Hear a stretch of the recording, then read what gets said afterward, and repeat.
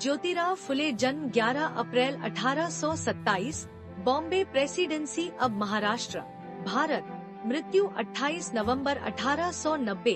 पुणे एक भारतीय समाज सुधारक, लेखक और गरीब मजदूरों और महिलाओं सहित सभी लोगों के लिए समानता के चैंपियन थे।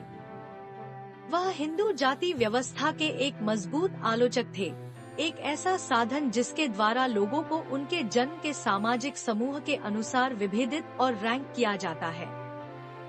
फुले ने जाति व्यवस्था के सबसे निचले पायदान पर रहने वाले लोगों के साथ होने वाले भेदभाव की निंदा की, जिसमें शूद्र, कारीगर और मजदूर और आज अनुसूचित जाति या दलित कहलाने वाले समूह शामिल हैं।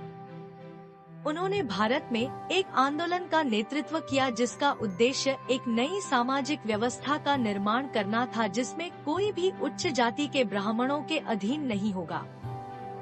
फुले ने महिलाओं के अधिकारों के लिए भी लड़ाई लड़ी, यह मानते हुए कि सामाजिक परिवर्तन लाने के लिए शिक्षा आवश्यक है।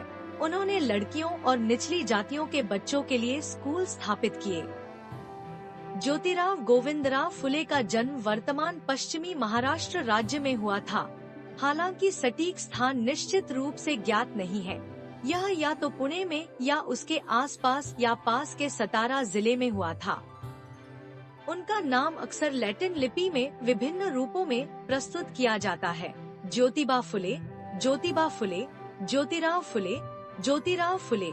गोविंदराव को कभी कभी गोविंद के रूप में भी प्रस्तुत किया जाता है। उनका परिवार फल और सब्जी की खेती करता था। वे शूद्र सामाजिक वर्ग के भीतर माली जाति से संबंधित थे, जो भारत के पारंपरिक सामाजिक वर्गों में सबसे निचला है। ज्योतिराव फुले बचपन से ही एक प्रतिभाशाली छात्र थे, लेकिन माली बच्चों के लिए उच्च शिक्षा प्राप्त करना असामान्य बात थी। माली परिवारों के कई अन्य बच्चों की तरह उन्होंने कम उम्र में ही अपनी पढ़ाई छोड़ दी और परिवार के खेत पर काम करना शुरू कर दिया। फुले के पड़ोसियों में से एक ने उनके पिता को अपने बेटे को स्कूल भेजने के लिए राजी करने में मदद की। 1840 के दशक में फुले ने पुणे में स्कॉटिश ईसाई मिशनरियों द्वारा संचालित एक माध्यमिक विद्यालय में पढ़ाई की। फुले वहां के ऐतिहासिक आंदोलनों और विचारकों से प्रेरित थे, जिनमें थॉमस पेन और उनके राइट्स ऑफ मैन 1791 भी शामिल थे। वह अमेरिका में स्वतंत्रता और गुलामी के खिलाफ आंदोलनों के साथ साथ बुद्ध और रहस्यवादी और कवि कबीर के कार्यों और शिक्षाओं से भी प्रेरित थे। 1848 में फुले को एक उच्च जाति के ब्राह्मण परिवार के मित्र की शादी में शामिल होने के लिए आमंत्रित किया गया था। दूल्हे के रिश्तेदारों ने कथित तौर पर फुले की निचली जाति की पृष्ठभूमि का मजाक उड़ाया, जिससे उन्हें समारोह छोड़ने के लिए मजबूर होना पड़ा।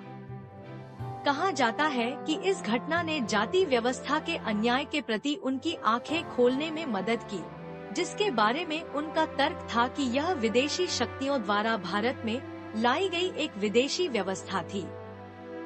उन्होंने 1848 में पुणे में निचली जाति की लड़कियों के लिए एक अग्रणी स्कूल खोला, एक ऐसा समय जब भारत में किसी भी लड़की के लिए शिक्षा प्राप्त करना बेहद दुर्लभ था। उन्होंने अपनी पत्नी सावित्रीबाई फुले को घर पर ही शिक्षित किया था और वह लड़कियों के स्कूल की शिक्षिका बन गयीं। अगले कुछ वर्षों में फुले ने लड़कियों के लिए और अधिक स्कूल खोले और निचली जातियों के लोगों, विशेष रूप से महार और मांग के लिए एक स्कूल खोला। फुले के काम को रूढ़िवादी ब्राह्मणों से काफी दुश्मनी का सामना करना पड़ा, जिन्होंने उन्हें सामाजिक यथास्थिति को बाधित करने के लिए दोषी ठहराया। फिर भी फुले और उनकी पत्नी ने सामाजिक, आर्थिक और लैंगिक समानता की दिशा में अपना काम जारी रखा। फुले ने बाल विवाह का विरोध किया और विधवाओं के पुनर्विवाह के अधिकार का समर्थन किया, जिसे विशेष रूप से उच्च जाति के हिंदुओं ने अस्वीकार कर दिया था। उन्होंने विधवाओं, विशेष रूप से ब्राह्मणों जो गर्भवती हो गई थी, के लिए एक घर खोला और उनके बच्चों के लिए एक अनाथालय भी खोला। फुले और उनकी पत्नी ने बाद में इनमें से एक बच्चे को गोद ले लिया।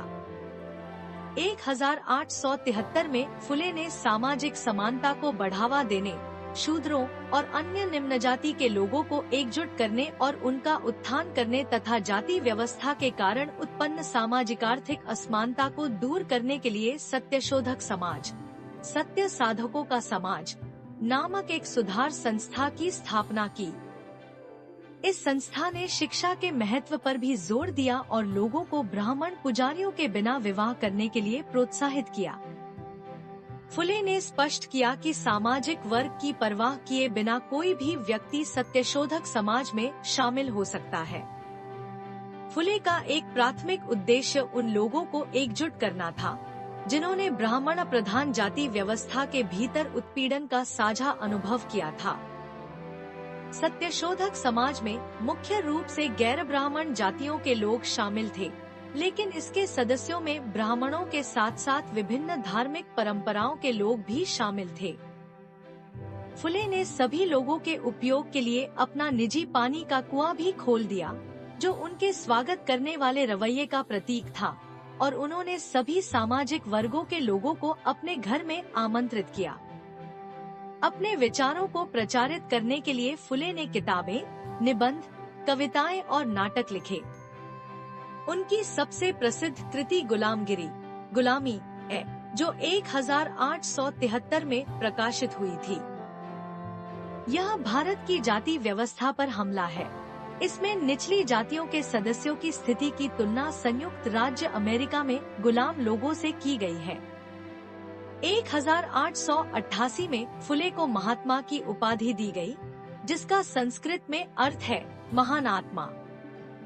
उसी वर्ष उन्हें आघात लगा, जिससे वे लकवाग्रस्त हो गए। 1890 में पुणे में उनकी मृत्यु हो गई।